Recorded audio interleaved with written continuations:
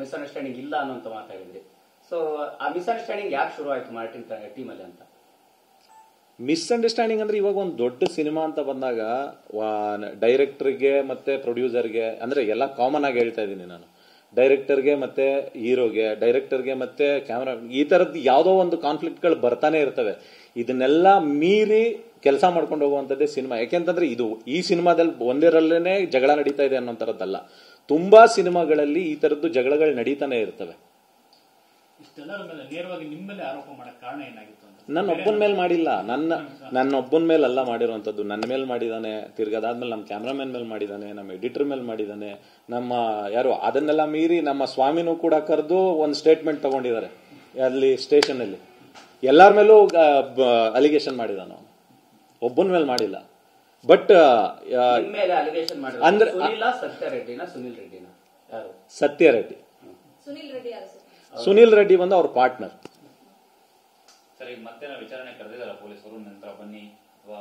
ಅಲ್ಲ, ಆಲ್ರೆಡಿ ಅವ್ರದ್ದು ಏನ್ ಕರೆದ್ರು, ಅವ್ರು ಏನ್ ಕೇಳಿದ್ರು, ನಾನು ಏನ್ ಹೇಳ್ಬೇಕಾಗಿತ್ತು ಎಲ್ಲ ಹೇಳಿದೀನಿ. ನಾನು ಅವ್ರಿಗೆ ಇನ್ನೂ ಒಂದೇನ್ ಹೇಳಿದೀನಿ ಅಂತಂದ್ರೆ, ನಿಮ್ಗೆ ಎನಿ ಟೈಮ್ ಯಾವಾಗ್ಲೇ ಬೇಕಂತಂದ್ರು ನನ್ನ ಸಹಕಾರ ಇರುತ್ತೆ. ನಿಮ್ಮ ಎಲ್ಲಾ ಎನ್ಕ್ವೈರಿಗಳಿಗೂ ಪ್ರತಿಯೊಂದಕ್ಕೂ ನೀವು ಯಾವಾಗಾದ್ರೂ ಕರಿಬಹುದು, ಬಂದು ನಾನು ನಿಮಗೆ ಸಪೋರ್ಟ್ ಮಾಡ್ತೀನಿ ಅಂತ ಹೇಳಿದ್ದೀನಿ.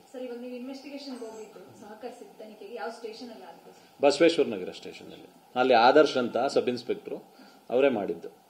ಸರ್, ಈಗ ನಿಮ್ಮ ರೆಮ್ಯುನರೇಷನ್ ಏನೋ ಬಂದಿಲ್ಲ ಅನ್ನುವಂಥದ್ದು ಒಂದು ಮಾತು ಕೇಳಿ ಬರ್ತಿದೆ. ಅಂದ್ರೆ ಮಾರ್ಟಿನ್ ಸಿನಿಮಾಗೆ ನೀವು ಅವರು ಮಾತಾಡಿದ್ದು 1,50,00,000 ಏನೋ ಮಾತಾಡಿದ್ರಂತೆ, ಅದರಲ್ಲಿ ಎಷ್ಟು ಬಂದಿದೆ ಅಥವಾ ಬಂದೇ ಇಲ್ಲ ಅಥವಾ ಏನು ಅನ್ನೋದು? ಅಂದ್ರೆ ಒಂದೇನು ಅಂತಂದ್ರೆ, ನಾನು ನನ್ನ ಮತ್ತೆ ಉದಯ್ ಮೆಹ್ತಾ ಅವರ ಅಗ್ರಿಮೆಂಟ್ ಆಗಿದ್ದು 2 years, ಅಂದ್ರೆ ಮಾರ್ಚ್ 31, 2023 ವರೆಗೆ. ಅಲ್ಲಿವರೆಗೆ ಒಂದು ಅಗ್ರಿಮೆಂಟ್ ಆಗಿತ್ತು. ಅದಾದ್ಮೇಲೆ 1.5 year ಜಾಸ್ತಿ ಆಗಿದೆ ಕೆಲಸ.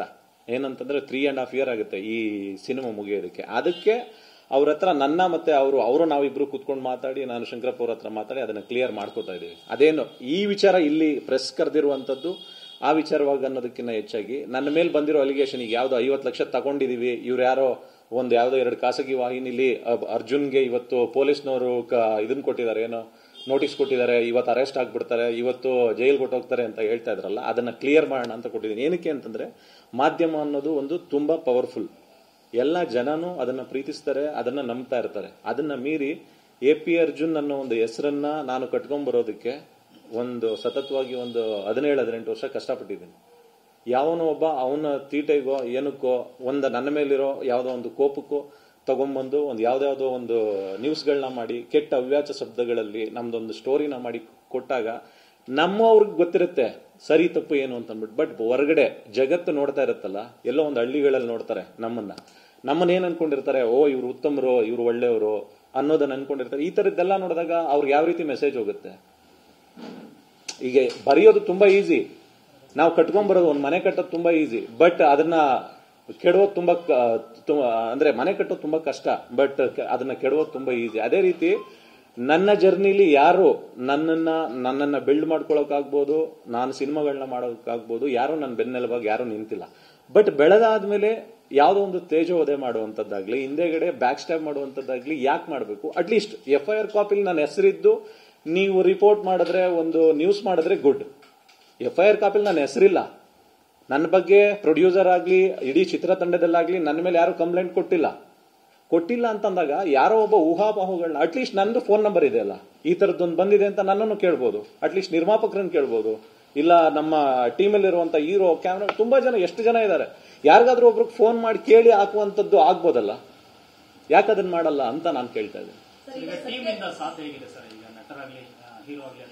ಇನ್ನೊಂದೇನಂದ್ರೆ, ನಮ್ಮ ಸಿನಿಮಾದಲ್ಲಿ ಎಲ್ಲರೂ ಕೆಲಸ ಮಾಡ್ತಾ ಇರೋದು ಒಂದೇ, ಏನಂತಂದ್ರೆ ತುಂಬಾ ದೊಡ್ಡ ಬಜೆಟ್ ಸಿನಿಮಾ ಆಗಿರೋದ್ರಿಂದ ನಾನು ಕೆಲಸ ಮಾಡ್ತಾ ಇದ್ದೀನಿ, ನನ್ನ ಪ್ರೊಡ್ಯೂಸರ್ ಕೆಲಸ ಮಾಡ್ತಾ ಇದ್ದಾರೆ, ನನ್ನ ಹೀರೋ ಕೆಲಸ ಮಾಡಿ, ಎಲ್ಲರೂ ಕೆಲಸ ಮಾಡ್ತಾ ಇದೀವಿ.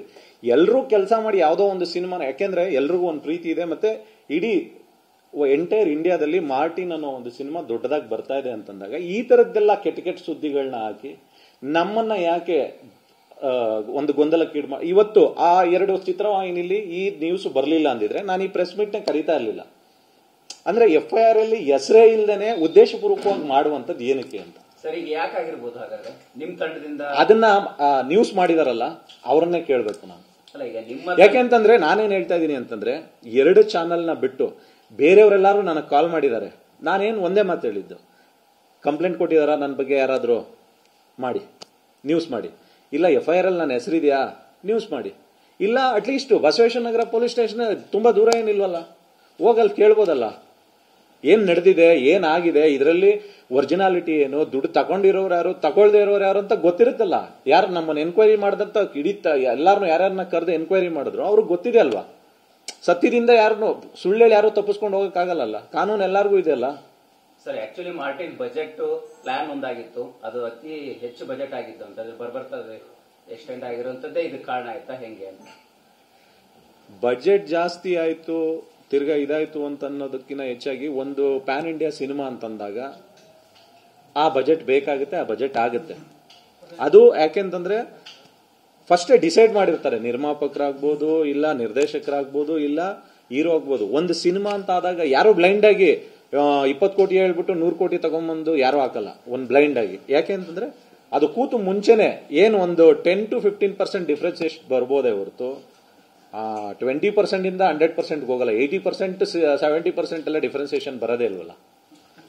ಇಂಥ ಮಿಸ್ಅಂಡರ್ಸ್ಟ್ಯಾಂಡಿಂಗ್ ಇದ್ದೇ ಇತ್ತು. ಈಗ ಹಿಂದೆನೂ ಒಂದ್ಸರಿ ಫಿಲಂ ಚೇಂಬರ್ ಕಂಪ್ಲೇಂಟ್ ಆಗಿತ್ತು, ಬಟ್ ಅದನ್ನು ಸ್ವಲ್ಪ ಅವಾಯ್ಡ್ ಮಾಡುವಂತ ಪ್ರಯತ್ನ ಅಂದ್ರೆ ವಿಚಾರ ಏನಕ್ಕೆ ಅಂತಂದ್ರೆ, ವಿಚಾರ ಇಷ್ಟೇ ಅಂತ ಏನಂದ್ರೆ, ಈ 1.5 ವರ್ಷಗಳು 2 years ಏನಾದ್ರೂ ಒಂದು ನಮ್ಮ ಮಿತಿನ ಮೀರಿ, ನಮ್ಮ ಟೈಮ್ ಲೈನ್ ನ ಮೀರಿ ಬೇರೆ ಹೊರಗಡೆ ಹೋಯ್ತು ಅಂತಂದಾಗ ಅದು ಕೆಲವೊಂದ್ ಕಡೆ ನಾವು ಕೂತ್ಕೊಂಡು ಮಾತಾಡ್ಕೊಂತ ಇರ್ತೀವಿ, ಇಲ್ಲ ಪ್ರೊಡ್ಯೂಸರ್ನ ಕೇಳಿರ್ತೀವಿ. ಪ್ರೊಡ್ಯೂಸರ್ ಬರ್ಲಿಲ್ಲ ಅಂತಂದಾಗ ಚೇಂಬರ್ಗೂ ಹೋಗಿರುತ್ತೆ. ಯಾಕೆಂತಂದ್ರೆ ನಮ್ ಏನ್ ಕಷ್ಟ ಸುಖಗಳನ್ನ ಕೇಳಕ್ಕೆ ಅಂತ ಇರೋದು ಚೇಂಬರ್. ಇಲ್ಲ ಅಂತಂತಂದ್ರೆ ಅದನ್ನ ಮೀರಿದ್ದು ಕಾನೂನು. ಇಲ್ಲೇ ತಾನೇ ಡಿಸೈಡ್ ಆಗ್ಬೇಕು, ಇನ್ನೆಲ್ಲಿ ಡಿಸೈಡ್ ಆಗುತ್ತದೆ?